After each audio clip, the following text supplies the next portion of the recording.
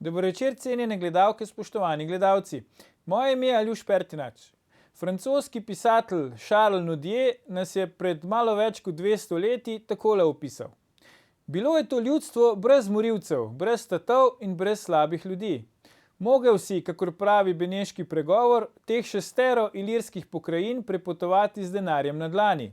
Bil je to narod, ki smo ga skoraj morali učiti rabiti ključavnico in zapah, ki je pa z neomahljivo neustrašenostjo odklonil giljotino, skratka najboljša družba dobrih ljudi, in jih je Bog postavil na to zemljo. Sredi med njimi bi si želel umreti.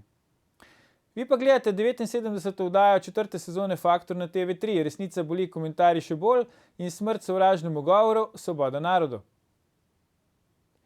Danes bomo za vas komentirali, kako kul bo novi kul. Virus novih strank spet razsaja. Ali obstaja tudi cepivo? Kaj po kul? Novi kul, pravi nesojeni mandatar kula, dr. Jože P. Damjan. Plus Aleksandra Pivec, plus Jure Leben, plus Povežimo Slovenijo. Zakaj v Sloveniji spet razsaja virus novih strank, nam bosta povedala naša stalna komentatorja Marko Pavlišič in Tino Mamić. Dobrodošla. Dobro večer. Marko, ti, kakor vemo, ko vlagaš finančna sredstva, vsaj v enem določenem delu tudi rad tvegaš, se ukvarjaš tudi z vlaganjem v kriptovalute, pa me zdaj zanima, to pač tržišče teh novih strank v Sloveniji izgleda, da spet raste, da se širi, ne? Zakaj po tvoje delnice novih strank ta hip spet rastejo pri nas? Verjetno rastejo zato, ker so ljudje v glavnem razočarani nad starimi strankami, oziroma bo rekel ne tako starimi, kot so razočarani nad starimi novimi strankami. Aha, okay. Razočarani so predvsem zato, ker vsaka nova stranka mora zato, da pride nekako v parlament ali pa da dobi pozornost, mora veliko obljubljati, izpolniti obljube je pa bistveno težje. In potem pač na začetku je veliko pričakovanje, ki mu potem sledi veliko razočaranja. Sej takšna je bila zgodba z recimo Pozitivno Slovenijo, takšna zgodba je bila nenazadnje tudi z Državljansko listo, še pred volitvami. Na začetku je kazalo krepko čez 20%, potem na volitvah je prišlo do, mislim, da 7-8%. Potem je bila zgodba z Mirom Cerarjem, ki je dobil res rekordni rezultat v Sloveniji na volitvah, pa se je končalo pač kakor se je, in tudi z listo Marjana Šarca ni bistveno drugače. Zdaj, a to pomeni, da se splača vlagati v neko novo stranko ali da se ne? Zdaj, vsak razumen človek bi rekel, da verjetno se ne splača, ampak v resnici jaz mislim, da neka nova stranka znova lahko prinese na volitvah velik dobitek, potem bo šlo po stari poti naprej. Ja. Tino, zdaj star slovenski pregovor pravi, kogar je pičila kača, se boji zvite vrvi. Ampak zakaj se potem dobršen del volilnega telesa se zdi na vsakih volitvah obesi s to vrvjo, namesto da bi se je bal, kot kače? Glavni razlog so mediji, ki ustvarjajo neko situacijo. Mediji so okno v svet, okno družbe, gospodarstva, politike, skozi katerega mi opazujemo to. In to okno je zamegljeno, ali pa to okno je barvno okno, zato vidimo skozi to okno eno tako čudno zabrisano sliko, spačeno, pohabljeno lahko. In ker nam prikazujejo tako sliko, potem se mi obnašamo v skladu s to sliko. Tudi recimo, če si lahko, ne vem kako razumen, če bi en teden vsak dan gledal poročila ob 19. uri TV Dnevnik, jaz mislim, da začneš podobno razmišljati, ker je tako nabijanje in tak pesimizem in tak negativizem, da postaneš depresiven. Zato ljudje ne gledajo več medijev. Tako da jaz mislim, da je to je v ozadju. Je pa to zelo stara finta, ki očitno ne pali več, če se izrazim malo v slengu. Torej, vse skupaj se je začelo že, ko se je komunistična partija spremenila, oziroma ko je komunistična partija spremenila ime. Najprej je bila komunistična partija, potem je bila Zveza komunistov, potem po letu 90 pa se spomnite, koliko imen je bilo. Dejansko so bili pa bolj ali manj isti ljudje. Samo imena so se zamenjevala, to je bila prva dekada, potem so se zamenjevali tudi recimo personalno, torej tudi določeni kadri so se mešali recimo iz LDS-a v SD in obratno, torej iz teh dveh recimo polov so prehajali. Zdaj pa še to se je še bolj razdrobilo in se še bolj razdrablja in pojavljajo se sicer nova imena, novi obrazi, ampak dejansko ne gre za nove ljudi, ne. Jože P. Damjan, ki se je zdaj pojavil, ali pa Leben, ki napoveduje ta ustanovitev stranke, to so stari obrazi, ne. Leben je bil minister, to je tisti iz tiste makete spomnite za koliko denarja, ne. In Jože P. Damjan je pa tisti, ki je igral kalčo, ki je igral ta namizni nogomet v prvi Janševi vladi, ne. Tako da ne gre za nove obraze, ne gre za novo politiko. Aljuš, če dovoliš, omenil si prej en star pregovor, imamo pa še enega, ne, in da gre osel le 2-krat na let, ne. Zdaj, če pogledamo pa, kolikrat smo šli že tukaj na let, ne, zakaj ne bi šli še enkrat, ne? Prihaja pomlad, bo let se stopil. Ta pregovor se nadaljuje, baš to je v slovstvu, ne, danes sem pa, jutri bom plesal po njem. Ampak vendarle me zanima vajino mnenje, ne, zdaj imeli smo, Tino je že nekaj tudi omenjal, ampak imeli smo recimo pač po tistem začetnem obdobju Demosa, ki se je hitro končalo, smo imeli potem 12-letno vladavino LDS, ne, ki je sicer res bila vezana tudi očitno na zdaj že pokojnega Janeza Drnovška, ampak vseeno, ne, 12 let pač neke stabilnosti, od takrat naprej recimo to niha. Zakaj po vajinem mnenju zdaj nikakor ne uspejo te projekti, čeprav so bili številni, Marko, ti si jih že naštel, ne, od Pozitivne Slovenije, ne vem, Zaresa, SMC-ja, Levice, Liste Marjana Šarca, stranke Alenke Bratušek, zakaj po vajinem mnenju nobenemu od teh projektov se ni uspelo niti približati temu, kar je recimo nekoč uspelo LDS, da je praktično 12 let neprekinjeno vladala Sloveniji? Zato, ker nam manjka verjetno dr. Janez Drnovšek, ne. Nihče od teh, ki se grejo te projekte, pač ga lahko dobro imitirajo, ne. Niso pa to, ne. Nenazadnje, gospod Drnovšek je, kolikor se spomnim, tudi presegal to levo-desno delitev in je v svojo vlado vključil tudi nekoga preko te, bo rekel, črte, navidezne meje, ne, kar je, bo rekel, danes praktično nepredstavljivo, sploh za tiste, ki so na tako imenovani levi sredini, ne. Je pa res, da ta 12-letna vladavina LDS-a marsikomu dela skomina in si želi, bo rekel, se zaveda, da je tu nek prostor, ki je takrat LDS-u omogočil to zmago in hočejo pokriti ta prostor. Zato na tem prostoru pač stalno vznikujejo neke nove stranke, ne, ker pač obljuben je nekako velik dobiček. Zakaj, Tino, po tvojem mnenju recimo so mediji takrat ali pa te mnenjski voditelji recimo levo-liberalnega dela slovenske politike odpustili ali pa dopustili Drnovšku, da je hodil v te pač čezmejne, kot temu pravi Marko, koalicije praktično zmerom, ne, sej skoraj je vzel kakšno desno stranko pa kakšno bolj levo od sebe v vladno koalicijo, zdaj pa recimo vsakič, ko se skoraj pojavi neka taka ideja o neki pač vladi, ki bi šla čez politični pol, praktično že v kali zatrta. Največ je zaradi tega, ker je prišlo do radikalizacije na levici, ne. Na levici namesto, da bi recimo to, kar se je kazalo od leta 90 tja do 2000, v tej prvi dekadi demokracije, da imamo trdo levico in neko levo-liberalno levo sredino, ne, to je bila LDS v času Drnovška. Tega danes ni več. Danes imamo samo skrajno levico, torej te komuniste, tako imenovano levico, torej stranka, ki se imenuje Levica, to so pač komunisti, ker imajo te ideje in lahko mirno tako rečemo. In potem je ta trda levica, lahko rečemo celo neokomunistična, ker ima zelo podobne vrednote, ampak v idejah ni nobene razlike recimo med SD-jem, med SAB-om, med Desusom, vsi imajo ene in iste spine, ene in iste ideje in zato tudi človek se težko odloči za enega ali za drugega, ne. In zaradi te, če rečem, radikalizacije se ne da potem več presegati tako tudi te meje levo-desno, ne. Zdaj, škoda je pa v bistvu tudi to, da recimo ena stranka kot SMC, ne, ki skuša iti na center, je v bistvu zdaj s to politiko verjetno sploh ne bo prišla več v parlament in se v bistvu ta sredina nekako tudi tisti, ki kaj poskuša na sredini, je dejansko obsojen na neuspeh.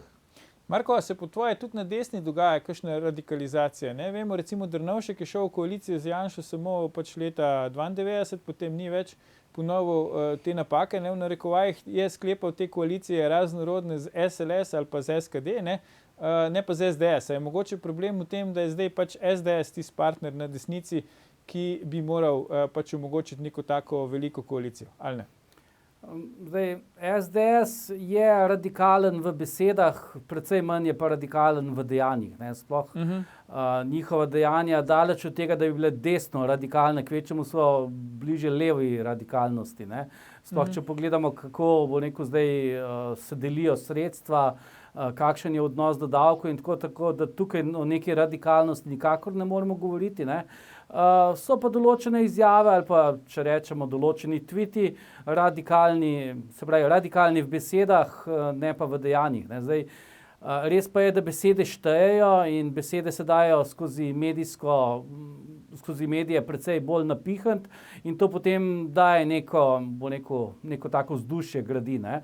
Morda bi dodal še to, da edini program strank na levici je v bistvu samo, da ni Janša. Ne. In zdaj, če je to tvoj edini program, potem dejstvo, da z njim nekako pa v koalicijo res ne moreš. Ne. Ker je jedro tvojega programa, da pač nisi on. Ne. Tako da tu vidim nekako je ta glavni problem. Se pravi, že v startu sami sebi preprečijo, da bi lahko šli v koalicijo z Janšo. No, še ena stvar je, recimo, ko pogledamo Drnovška, pokojnega Drnovška in ko pogledamo tudi celoten zahodni svet, na zahodu je tako, da tisti, ki zmaga na parlamentarnih volitvah v proporcionalnem sistemu, torej tam, kjer imamo v parlamentu 10 strank ali pa 5 strank, torej več kot 2, vedno dobi mandat za sestavo vlade, dejanski mandat, ne samo formalno, tisti, ki je največ dobil na volitvah. In to je Drnovšek imel. In tudi nasledniki so imeli, dokler ni Janša prišel na to.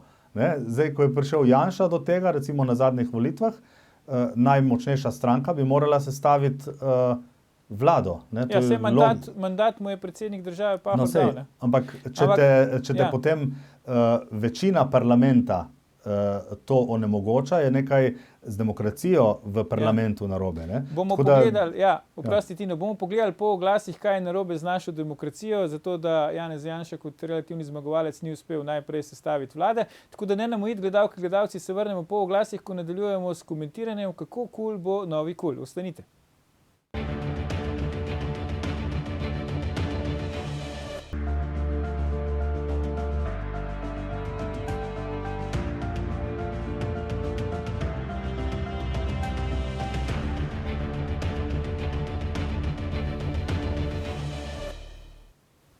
Dobrodošli nazaj. Z nami sta še vedno Marko Pavlišič in Tino Mamić. Pogovarjamo pa se o tem, kako kul bo novi kul oziroma zakaj je virus novih strank spet razsaja po Sloveniji. Tino, predno smo šli na oglase, si končal ravno tam, kjer si razlagal, da je anomalija naše demokracije, da Janša kot relativni zmagovalec prejšnjih volitev ni mogel sestaviti vlade po volitvah. Izvoli, nadaljuj. Ja, to je pač v primerjavi z vsemi zahodnimi sistemi, demokratičnimi, je nekaj nenavadnega, nekaj čudnega. Ne? Čudno je pa tudi to, da ena skupina strank noče z enim človekom, ki se imenuje Janez Janša, sploh iti v koalicijo. Ne? Da je to dejansko edina točka njihovega skupnega programa. To je izredno nenavadno. Ne? Tako da v taki demokraciji, demokraciji, ki jo dejansko krojijo mediji, ne? Ker mediji ustvarjajo to, v bistvu to, kako bi rekel, ta bebavo vzdušje, ne? Ki vlada. Zaradi tega se potem ne moremo premakniti naprej. Ja, zdaj glede tega tvojega druga dela se strinjam, da pač anti-Janša program očitno ne zadostuje. Se pa spomnim, mogoče se boste tudi videla, enih avstrijskih volitev pred leti, ne, takrat je bil še Jörg Haider med nami, ki so bili prvi socialni demokrati, drugi je bil Haider, tretja je bila pa ljudska stranka, pač avstrijska, ampak potem ni prišlo do velike koalicije, ampak je Ljudska stranka naredila vlado z Hajderjem in je potem tretji na volitvah, se pravi, je bil kancler. Ne. To mogoče ni pravilo, se pa dogaja tudi v drugih državah. Ampak tole me zanima, Marko, po tvojem občutku, po naslednjih volitvah, zdaj bolj ali manj izgleda, da bodo pač to redne volitve ob izteku mandata, kar je že samo po sebi hvale vredno, ne, ker nismo lih navajeni, zadnjih 5 mandatov se nam to ni zgodilo, da bi pač imeli redne volitve. Ali se bo po tvoje kaj spremenilo? Ali se nam utegne ponoviti scenarij zadnjih volitev 2018, da Janša spet zmaga volitve, potem ima pa težave pri sestavljanju vlade? Zdaj, če bi moral staviti, bi stavil na to, da bo popolnoma ista zgodba. Ne? Rezultat bo približno podoben in na koncu bo tudi vlada podobno enako sestavljena in po enem letu bo nekako tudi podobno končalo, ne? Se pravi z neko puško v koruzi. Ne? Ampak obstaja pa tu ena druga možnost in to je zdaj vprašanje, koliko bo teh KUL strank ratalo. Ne? Sej KUL ni eden, KUL-a sta že zdaj 2, ne? Se pravi, to je ta KUL koalicija med, ne vem, 4 ali 5 strankami, ne? Zdaj Damjan je napovedal, da bo ustanovil svoj KUL, ne? Se pravi, to je 5. stranka, potem se obeta Leben, 6. stranka in morda tudi Čeferin, 7. stranka, ne? Zdaj teh 7 strank si bo moralo nekako razdeliti teh 50 ali pa 55% volilcev na levi strani političnega spektra in tukaj se lahko hitro zgodi, da ob malo sreče ali pa nesreči, ne, kar nekaj teh strank bo končalo tik pod 4%, ne bojo prišli v parlament, kar pa potem v skupni vsoti lahko pomeni kar veliko spremembo razmerij v parlamentu. Ne. Se pravi, da v končni fazi, če rečem tako, levi del političnega spektra dobi sicer na volitvah 55%, dobi pa samo 40% poslanskih mandatov. Ne? No, v tem primeru bi pa potem se marsikaj zanimivega znalo zgoditi. Ja, absolutno. Ampak ti recimo poznaš tudi hrvaške politične razmere, vemo, tam je pač drugačen volilni sistem, ampak vendarle, ne, zdaj glede na to, da so že zdaj poskušali z neko koalicijo KUL, ali pričakuješ, da bi tudi na naslednjih volitvah poskušali z neke vrste koalicijo KUL, se pravi, da bi šli z neko enotno listo teh raznih strank, da bi preprečili ta scenarij, o katerem je zdaj recimo Marko govoril. Po hrvaškem zgledu, ne vemo, tam smo imeli kukuriku koalicije, razne koalicije, proti HDZ-u smo že recimo videli. Ne? Ja, čeprav te koalicije so bile razmeroma neuspešne. So sicer enkrat zmagali, ne? Ampak so dejansko se potem levica praktično razbila, ne?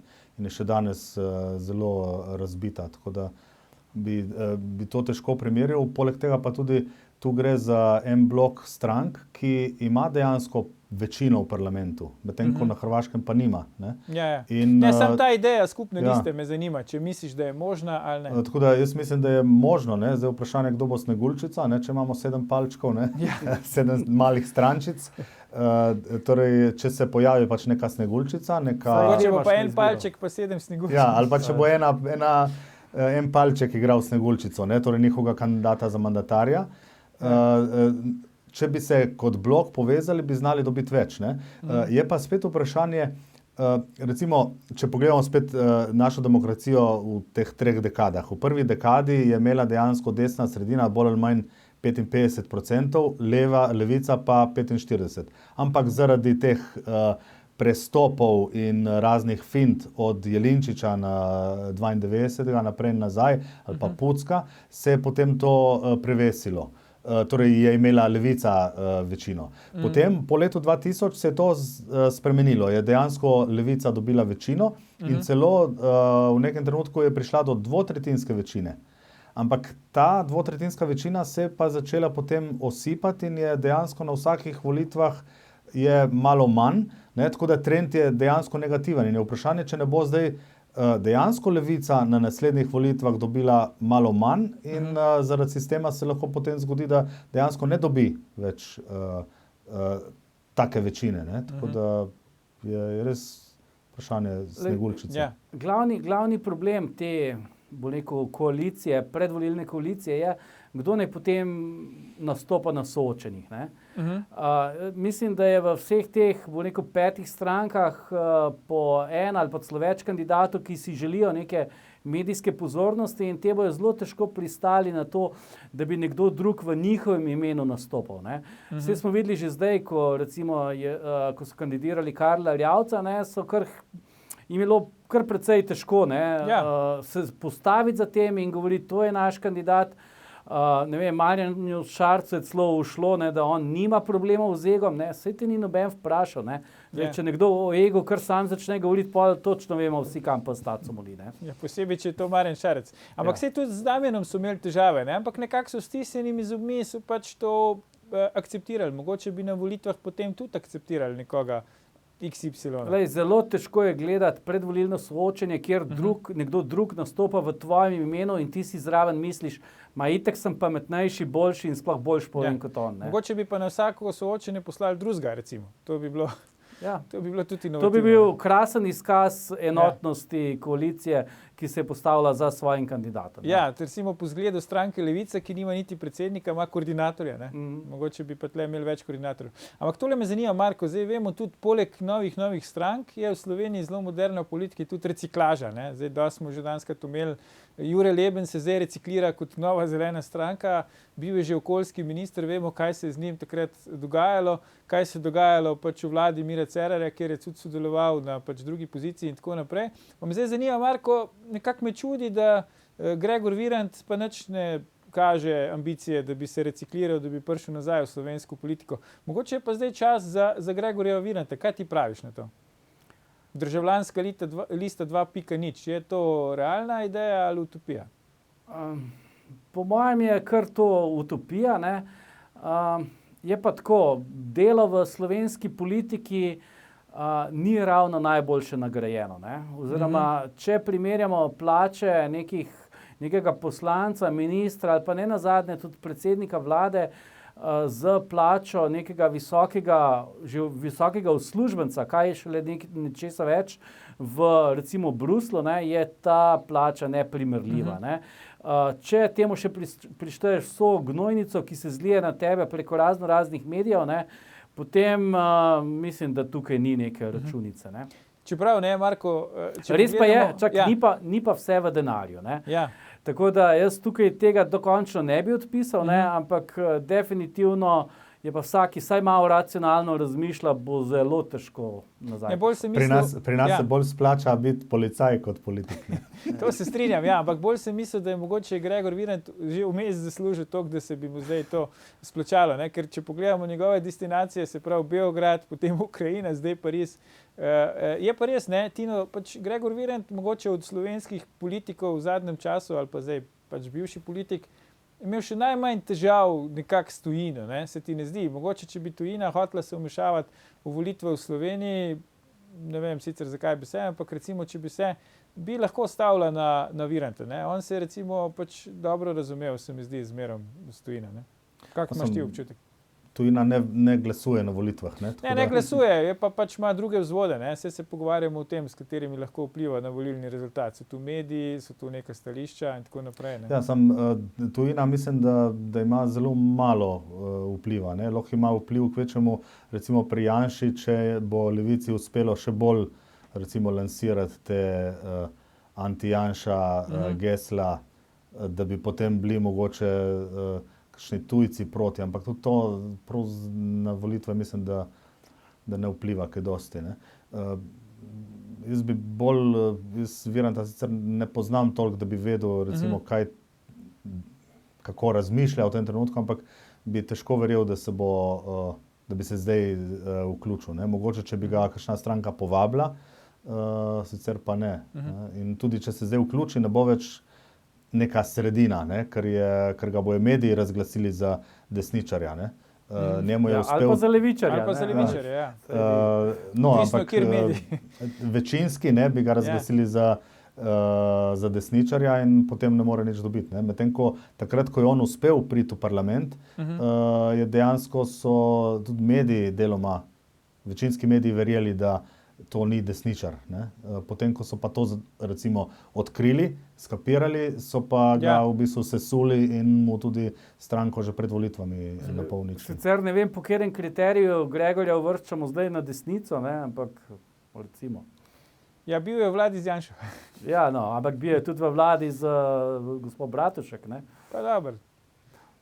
Ja, ne vem, to ti lahko razložiš, Marko. Ti si bil akter, ti si celo za Gregorjem Virantom, če se prav spomnim, prišel v državni zbor, ko je on ratal pač minister, tako da ti boš znal povedati, kaj ste vi bili. Jaz bi predvsem rekel, tukaj je zanimiva ta zgodba njegovih avionskih kart, kjer se je lepo videlo, da po tistem, ko pač je namen teh avionskih kart upravil svoj namen, ko je bilo to upravljeno, se pravi, da gre on ven iz politike, od takrat dalje o tem več ni bilo nič govora. To zdaj ne bi bil problem, ker praktično ni letalskega prometa. Tle ima en plus. Ampak tole me... Lahko samo nekaj... Prej smo omenjali tudi Hrvaško. Tukaj se mi zdi, da je recimo na Hrvaškem tudi nekaj podobnega. Recimo imamo stranko Most, ki je tudi v začetku je sicer uspelo priti v parlament, ampak po tistem so jo pa mediji in levi in desni začeli v bistvu malo ignorirati in jo tudi napadati in tako. Tako da dejansko so izzožili. Sicer Mostu še vedno uspe priti v parlament, medtem ko neki sredinski stranki v Sloveniji tega ne uspe, ker so pač mediji bolj enostranski in bolj močni. Ampak dejansko je stališča politične demokracije, karkoli si mislimo o Virantu, ampak stališča demokracije bi bilo dobro, da je ena taka liberalna, gospodarsko-liberalna stranka, ki je recimo svetovno-nazorsko bolj neopredeljena, da bi imeli 5 poslancev v parlamentu. Rajš kot neki desus. Ja.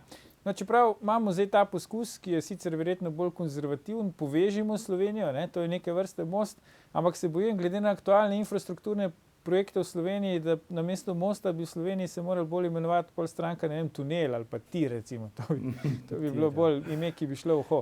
Me pa zanima vajeno mnenje, nekateri pač tudi naš komentatorski kolega oddaji Bojan Požar ali pa lobist Andrej Drapal javno že pozivajo, saj prek družbenih omrežij, Gregorja Golobiča naj stopi v ospredje, naj prevzame zastavo tega kula, novega, tega zdaj, kjerkoli že.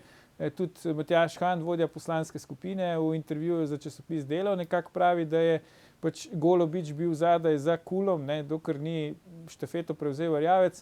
Kaj vi pravite na to? Je možen comeback Gregorja Golobiča in kaj bi to recimo pomenilo? Bi slovenska politika prežvečila to, da se recimo en Golobič zdaj vrne v neki glavni izpostavljeni vlogi? Ja, jaz mislim, da za vrnitev Gregorja Golobiča navijajo predvsem tisti, ki se s tem zavedajo, da bo pač odnesel par procentov glasov, ki ne bojo prišli v parlament. Se pravi, da tukaj ne gre za to, da bi si ga res želeli ali pa da bi ocenjevali, da mu bo uspelo, ampak ga vabijo predvsem zato, ker vejo, da mu ne more uspeti ta zgodba. Ja, jaz tudi mislim, da ne bo prišel, da se ne bo izpostavil, ker če ne bi se že kdaj prej, če bi se hotel, oziroma kadar se je, mu to ni najbolj uspelo in je težko verjeti, da tudi recimo ko je bil tajnik in v bistvu v nekem smislu tudi najmočnejši človek generalni LDS-u. sekretar stranke. Ker vemo, da Drnovšek se ni stranko v bistvu ukvarjal, on je bil sam predsednik vlade, stranko pač so vodili pa pač predvsem Golobič, tudi Bavčar, do neke mere Rop in tako naprej. Ja, in v tistem obdobju je bil on neka siva eminenca, zelo močna, ampak tudi je nekako deloval bolj v ozadju. Njemu ta prva linija ne leži najbolj, tako se mi zdi. In bi kar rekel, da težko, da bi se on odločil za kaj takega. Tudi zaradi te negativne selekcije kadrovske, ko moraš delati pač s polpismenimi politiki, ki ne vedo niti kaj je demokracija. To je gotovo tudi za take stare mačke, ki so brihtni, je kar muka. Poleg tega, da ne omenjamo potem teh smešnih plač, ki so, če ima pri nas policaj višjo plačo od politika, potem vemo, kje smo. No, pa sploh nekdo, ki je že zafural 2 stranki, pa ki ima toliko afer za sabo, v bistvu gre zelo težko na volitve, ker takrat se je treba zavedati, takrat bojo to privlekli vse na dan. Če ne eni, pa drugi, najraje pa kar oboji. Zdaj, mimogrede, mi trije vemo, od česa ta hip živi recimo Gregor Golobič? Ker jaz priznam, da ne vem. Ko smo že pri plačah, pa pri zaslužkih. Meni se tudi ne sanja v bistvu. Tino, ti imaš kakšno idejo? Ne vem, po mojem od teh firm, ki jih ima in ki so v ozadju, tako si predstavljam, mislim, da bi si upal staviti, da nima kakšnih velikih problemov z denarjem. Zdaj v Srbiji bi rekli, da živi od pomanjkanja dokazov. Ne? Ampak tole me zanima. Zdaj, če ste rekla že, ne, se pravi ta falanga v parlamentu, se pravi LMŠ, SAB, SD, Levica, so bili nezadovoljni, nekako stisnjenimi zobmi, prvo Damjan, potem Erjavec.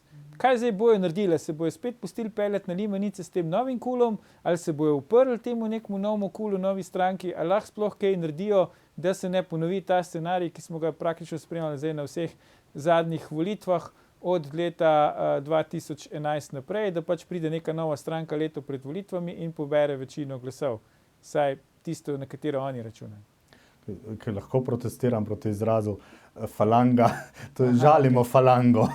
Falanga je bila disciplinirana, organizirana, napredna, sodobna, izredno uspešna vojska Aleksandra Velikega. V vojaškem smislu, dobro, ni falanga, je tako, kot pač recimo juriš germanskih plemen, evo, če ti je bolj všeč.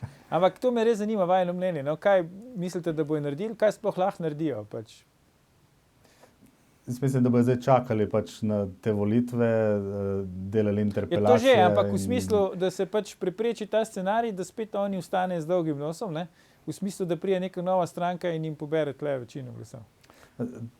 Tukaj se mi zdi, da je nihče tega dobro ne ve, zato ker iz ozadja ni več nekoga, ki bi vse usmerjal. Mediji delajo vsak po svoje, ne? Vsak urednik je dejansko ima neko svojo avtonomijo, je kot neka stranka. V interesu svojega lastnika, v bistvu. Ja, tako kot so ustvarili mediji Cerarja, se lahko zdaj mediji odločijo, da bodo nekoga ustvarili in ne glede na to, kaj si bo Golobič mislil ali pa kaj bo hotel. Tudi Šarc, ne vem, če je dejansko kakšen murgalski boter si res želel, da bi en Šarc prišel na oblast, ampak so ga dejansko mediji bolj porinili. Tako da tukaj je prvo vprašanje, kaj bojo mediji naredili. Težava pa je spet, da je tudi pri medijih je negativna selekcija. Tam so tudi spet polpismeni novinarji, se opravičujem zaradi izraza, ampak dan sem poslušal, ko sem šel gor poročila in je bila recimo novica, oziroma so poročali o tem, da je bila ena anketa, kjer je povedala v osrednji informativni oddaji šolarka, da se je zjutraj zbudila in vstala. Torej, če imamo mi take medije, ki nam poročajo o tem, da je šolarka iz Prekmurja danes zjutraj vstala iz postelje, je težko karkoli predvideti. Zdaj, vprašanje pa, kaj bojo delali ti lobiji iz ozadja in če se bojo kaj dobili in kaj zorganizirali. Tukaj jaz mislim, da Milan Kučan, če da kaj nase, bo gotovo kaj začel organizirati in malo tolčiti po mizi, ker to je dejansko sramota za njega in vso njegovo organizacijo. Ampak veš, na drugi strani imaš pa potem Gregorja Golobiča, ki tudi ne bo tega mirno gledal in se bojo med sabo, se bojo potem pač tepli. Če se pojavita 2 ali pa 3 kuli na levi strani, potem te obstoječe stranke ne bodo v zavidljivem položaju. Še najmanj bo imela to vpliva na Levico, Levica fura svojo agendo. Levica je že takul, ne? Tako, skrajno radikalno agendo, oni imajo zelo enostavno delo, ker vsi drugi bodo bolj desno od nje in tam desno od njih bo pa gužva. Tanja bo igrala svojo drugačno politiko, bila bo drugačna od drugih, saj povedala bo tako, Alenka gre za upokojence, Marjan bo pač delal to, kar pač ves čas že dela, malo se bo šalil, malo bo govoril, malo bo nekaj pač navijal, Desusa zelo verjetno več ni, pač ostali bojo pa iskali svoj prostor pod soncem. Kaj zdaj, recimo, po vajinem mnenju pa mora ali pa lahko naredi Janša? Zdaj smo nekako vsi trije prognozirali zmago na naslednjih volitvah, ampak kot vemo, že iz prejšnjih volitev sam zmaga ni dosti. Rabi tudi neke stranke v parlamentu, s katerimi lahko sestavijo vlado. Zdaj, če bo tam samo Nova Slovenija, to verjetno ne bo dovolj. Kaj lahko, če sploh lahko Janša še naredi, da še koga potegne zraven noter in hkrati seveda ne ogrozi svoje pač relativne zmage na volitvah. Če se dejansko pojavita 2 ali pa 3 kuli na levi, potem bo Janši čisto zadoščalo, če samo neha tvitati in je tiho. Okay. Ja, jaz tudi mislim, da Janša lahko samo čaka, da truplo priplava po reki, ne, ker mu ni treba nič delati. Ne. Pri taki levici je dejansko samo dobro, da jih pusti čim bolj pri miru, ker se sami med sabo se tako uničujejo, da njemu ni treba nič narediti. Tako da, in če bi to delal v tišini... Zdaj, iz izkušenj vemo, da te predloge najslabše odreagira, saj do zdaj. A mislite, da se bo kaj spremenil do volitev ali ne? Malo dvomim, ampak logično bi bilo, da bi se Janša zavedal, da rabi še nekoga v koaliciji za vlado, ne, in da bi nekako moral podpreti nek projekt takšen, ki bi to omogočil. Ne. Vendar mislim, zgodovina nas uči, da to ne gre pri njemu najbolj enostavno čez. Ne.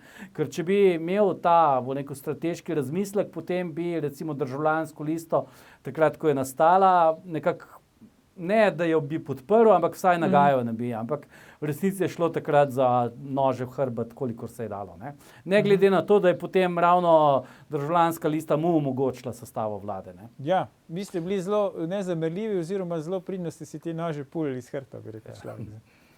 Jaz tudi ne vem, ko gledaš določene poteze Janeza Janše v zadnjih 20 letih, se tudi dostikrat vprašaš, zakaj potegne določeno potezo. Ne?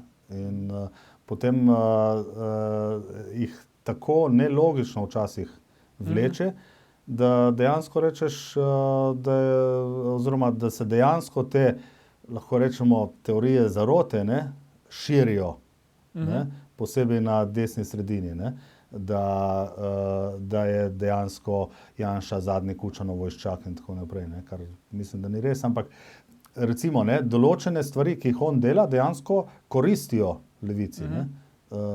In tviti gotovo mu ne koristijo, ampak mu škodijo. Ne? Se to je, ko bi rekel, to vsi PR-ovci mu lahko rečejo, ne? Ni treba, da mu jaz to povem. Ne? Ja, ampak... Tako da se sprašujem, zakaj to dela, če mu škodi. Ne? To je zelo nelogično. Ne? In potem, če eden reče, ja, zato, ker so dogovorjeni, ker imajo v ozadju, ne vem, pri energetiki so zmenjeni za 30-70, torej je logično, ne, da je pa dejstvo, da Janša je, bom spet ponovil pač tisto stvar, ko sem že parkrat rekel, da je Janša je kot trpotec, ne, to je izredno učinkovito zdravilo, ki ti potegne gnoj iz telesa, ne, bolj kot karkoli drugega, torej izredno učinkovito zdravilo, ampak okoli njega ne raste nič. Ne, tako da tukaj jaz mislim, da bi Janša lahko marsikaj stori še do naslednjih volitev. Jaz se načeloma strinjam s temi nasveti glede njega, ampak ne smemo pa pozabiti, da je on v bistvu zdaj tretjič predsednik vlade, ne. Tako da morda pa vseeno precej bolje ocenjuje situacijo, nekaj je potrebno storiti v tej situaciji kot od nas, ne. Ki pač to gledamo bolj od strani. Ne.